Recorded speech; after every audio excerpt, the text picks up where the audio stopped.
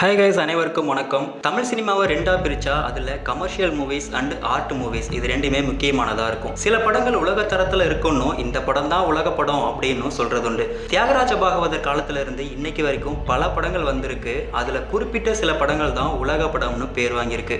சரி, அது ஒரு பக்கம் இருக்கட்டும். ஹாலிவுட் சினிமா வளர்ச்சி எங்கேயோ இருக்க தமிழ் சினிமா இன்னும் ஹாலிவுட் லெவலுக்கு வரலன்னு ஒரு குற்றச்சாட்டு இருக்கு. அது ஏன்? எனக்கு என்ன தெரியும்? அப்படி என்ன ஹாலிவுட் மூவிஸ்ல இருக்கு? ஏன் தமிழ் சினிமா இன்னும் அந்த லெவலுக்கு வரல? இதெல்லாம் பத்தி இந்த வீடியோல கொஞ்சம் டீடைலா பார்க்கலாம். So welcome to the channel. இது உங்கள் தங்கிலீஷ் 2.0.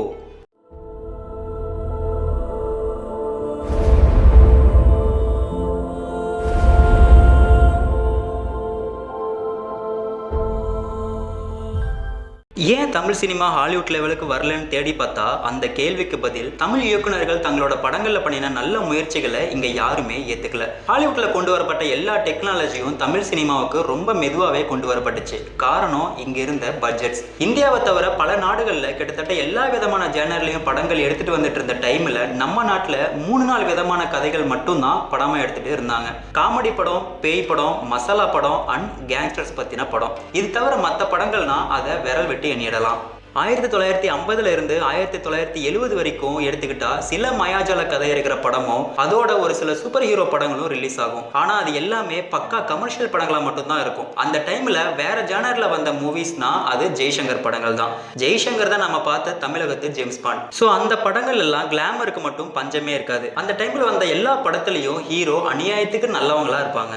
முயற்சி 1, சாங்கு, ஃபைட்டு இது எதுவுமே இல்லாமல் தமிழில் வந்த ஃபர்ஸ்ட் ஃபிலிம்னா அது சிவாஜி கணேசன் நடித்த அந்த நாள் படம் தான். சாங், ஃபைட் மட்டும் இல்லை, முதல்ல வந்த ரஷோமானி எஃபெக்ட் படம்னா அது இந்த படம் தான். சிவாஜி ஒரு கொலை கேஸில் மாட்டிக்க அதை விசாரிக்க வராரு ஒரு போலீஸ் ஆஃபீஸர். சில பேரை விசாரிக்கிறப்போ ஒவ்வொருத்தரும் நடந்த கொலையை ஒவ்வொரு மாதிரி சொல்ல யார் கொலை பண்ணான்னு கண்டுபிடிக்கிறது தான் கதை. ஏன்பா அசிஸ்டன்ட் டைரக்டர்ஸ் இந்த மாதிரி எழுத கத்துக்கங்கப்பா. இப்போ பார்த்தாலும் நல்லா தான் இருக்கும் இந்த படம். ஆனால் பெருசாக போகல, ரிவ்யூஸ் நல்லா இருந்துச்சு. முயற்சி 2, இப்போ வந்து அயலான் படத்துக்கே முன்னோடி ஒரு படம் இருக்கு. தமிழில் முதல்ல வந்த ஏலியன் பேஸ்டு ஃபிலிம் எதுன்னு பார்த்தா அது எம்ஜிஆர் நடித்த கலையரசி படம் தான். இன்னொரு கிரகத்தில் எல்லாமே இருக்க, கலை மட்டும் இல்லை. அதனால வேற்று கிரகவாசிகள் கலைகள் இருக்கிற ஒரு இடம் தேட அது பூமிங்கிற ஒரு கிரகத்தில் இருக்கிறதா அவங்களுக்கு இன்ஃபர்மேஷன் கிடைக்குது.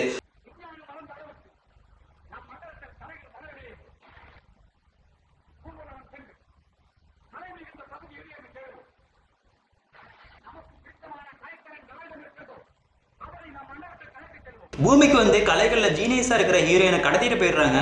அவங்களை எம்ஜிஆர் எப்படி காப்பாற்றி கொண்டு வராரு அப்படிங்கிறதா இந்த படத்துடைய கதை. சும்மா சொல்லக்கூடாது, அந்த டைமிலே வேற்று கிரகத்தில் கிராவிட்டி எப்படி இருக்கும், இன்னொரு உலகம் எப்படி இருக்கும்னு நல்லாவே காட்டியிருப்பாங்க.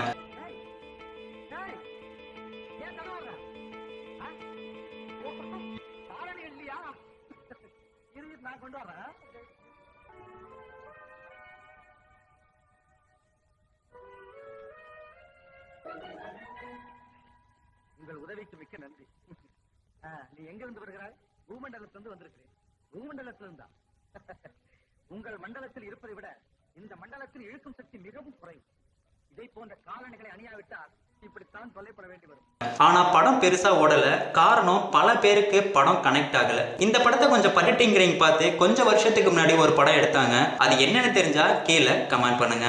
முயற்சி 3, அப்படியே வந்தா 1966 ஜெய்சங்கர் நடிச்ச யார்னி படம் தான் தமிழ்ல ஃபர்ஸ்ட் சைக்காலஜி பிலிம். ஒரு நைட் ஒரு டாக்டர் தனியா நிக்கிற பொண்ணுக்கு லிஃப்ட் கொடுக்குறாரு. அப்புறம் தான் அந்த பொண்ணு ஒரு ஆவின்னு தெரிய வருது. அதே பொண்ணு அவருக்கு ஒய்ஃபா வராங்க. அப்புறம் என்ன ஆகுது அப்படிங்கறத த்ரில்லர் மோட்ல சொல்லியிருப்பாங்க இந்த படத்துல.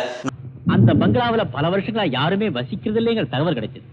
இதே போல டாக்டர்கள் வரதும் அந்த பொண்ணு சாகரமான நாடகம் பல தடவைகள் நடந்திருப்பதாக சொன்னாங்க. நல்ல ஓடின படம் தான். ஆனா இந்த படத்துக்கு அப்புறம் இந்த முயற்சியை பெருசா யாரும் கையில் எடுக்கல. முயற்சி 4, ஹாரர் மூவிஸ் நிறைய பார்த்துருப்போம். நம்ம சேனல்லே 90s வந்த ஹாரர் மூவிஸ் லிஸ்ட் போட்டிருப்போம். ஐ பட்டன்ல கொடுக்குறேன், முடிஞ்சா இந்த வீடியோ பார்த்துட்டு அதுவும் பாருங்க. தமிழ்ல வந்த முதல் பேய் படம்னா அது 1000 ஜென்மங்கள் படம் தான். ஜெகன்மோகினி படம்லாம் தெலுங்கு டப் மக்களே கேடிவில போட்டு தமிழ்னு நம்ப வச்சுட்டாங்க 90 கிட்ஸ.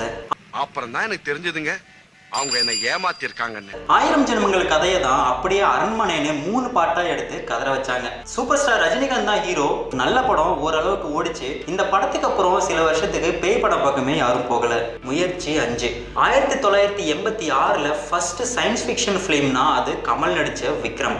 ரைட்டர் சுஜாதா எழுதின கதை. படம் பார்த்தவங்க சுகித் ராஜா, சத்யராஜா யாரும் மறந்திருக்க மாட்டாங்க. தமிழ் சினிமாவுக்கு புதுசா ஒரு வில்லன் மேனரிசம் கொண்டு வந்தது சத்யராஜ் தான். தன்னோட ஒய்ஃப் இறந்ததுனால வாழ்க்கையை வெறுத்து போயிருக்காரு சீக்ரெட் ஏஜென்ட் கமல். அவருக்கு ஒரு அசைன்மெண்ட் வருது, நாட்டை காப்பாத்தணும்னு. அப்போதைக்கு இதெல்லாம் புது கதை தான். இதே படத்தை கொஞ்சம் ஆல்டர் பண்ணி இருமுகம்னு விக்ரம் நடிச்ச ஒரு படம் வந்துச்சு. 2 படமுமே ஃபிளாப். இதுல என்ன ஒரு சோகம்னா ரேம்போ மூவில இருந்து சில சீன்ஸை சுட்டிருப்பாங்க. சபாஸ் சபாஸ் மாமா சபாஸ். முயற்சி 6 இந்த படத்துக்கு அப்புறமா தமிழ்ல பெருசா சயின்ஸ் ஃபிக்ஷன் படம்னு எதுவுமே வரல. ரொம்ப வருஷத்துக்கு அப்புறமா ஒரு படம் வந்துச்சு. நம்ம பிரபு ஒரு சயின்ஸ் ஃபிக்ஷன் படம் பண்ணியிருக்காருன்னு சொன்னா நம்புவீங்களா? 90s கிட்ஸுக்கு கண்டிப்பா தெரிஞ்சிருக்கும். ஒரு சயின்டிஸ்ட் கூடு விட்டு கூடு பாயிற மருந்தை கண்டுபிடிக்கிறாரு. அதனால ஒரே மாதிரி இருக்கிற 2 பேர் கூடு விட்டு கூடு பாயிறாங்க. அந்த மூவி தான் சின்ன வாத்தியார். KTVல 2000 டைம்ல அடிக்கடி போட்ட படங்கள்ல இதுவும் ஒண்ணு. ஓரளவுக்கு தான் தியேட்டர்ல ஓடிச்சு. உடனே போகன் மூவி ஞாபகம் வந்தா நிர்வாகம் பொறுப்பில்லை. போகன் மூவி கூட நல்ல முயற்சி தான். கூடு விட்டு கூடு பாயிற படங்கள்னு எடுத்துக்கிட்டா 2 படங்கள் தான் இருக்கு. உங்களுக்கு வேற ஏதாவது மூவி தெரிஞ்சா கீழே கமெண்ட் பண்ணுங்க.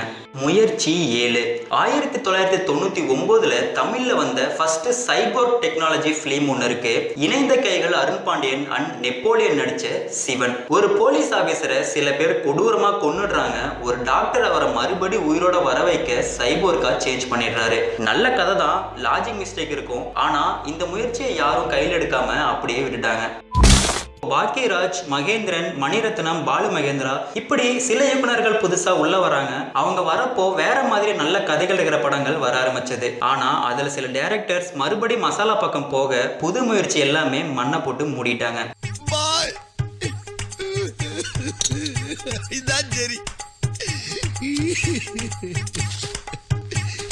தமிழ் சினிமால ஓடுற குதிரைக்கு தான் மரியாதைன்னு ஒரு மேட்டர் இருக்கு. எந்த மாதிரி படங்கள் நல்லா ஓடுதோ அதுதான் மறுபடி எடுக்க ப்ரொடியூசர்ஸ் முன் வந்தாங்க. கலையரசி மாதிரி படங்களோ சிவன் மாதிரி படங்களோ எடுக்கணும்னா பட்ஜெட் அதிகமாகும் அண்ட் கேரண்டி இருக்காதுன்னு பெருசா ரிஸ்க் எடுக்க பயந்தாங்க. அந்த நாள் படமுக்கு அப்புறம் ஒரு கதையோட ரஷோமணி எஃபெக்ட்ல படம் எடுக்க 50 வருஷம் ஆகியிருக்கு. அதுதான் கமல் நடிச்ச விருமாண்டி. இப்போ இருக்கிற டெக்னாலஜிக்கு அவெஞ்சர்ஸ் மாதிரியும் படம் எடுக்கலாம், பர்சூட் ஆஃப் ஹாப்பினஸ் மாதிரியும் படம் எடுக்கலாம். அதுக்கான இயக்குனர்கள் இருக்காங்க, ஆனா ப்ரொடியூசர்ஸ் தான் இல்லை. இதே மாதிரி உங்களுக்கு தெரிஞ்ச படங்கள் இருந்தா கீழே கமெண்ட் பண்ணுங்க. வழக்கம் போல லைக் பண்ணுங்க, ஷேர் பண்ணுங்க, மறக்காம சப்ஸ்கிரைப் பண்ணுங்க. நிறைய பேர் சப்ஸ்கிரைப் பண்ணாம தான் பார்த்துட்டு இருக்கீங்க. நீங்க சப்ஸ்கிரைப் பண்ணாதான் எங்களுக்கு அடுத்தடுத்து வீடியோ போடுறதுக்கு ஒரு மோட்டிவேட்டா இருக்கும். நெக்ஸ்ட் வீடியோல மீட் பண்ணலாம். அதுவரை நன்றி மக்களே.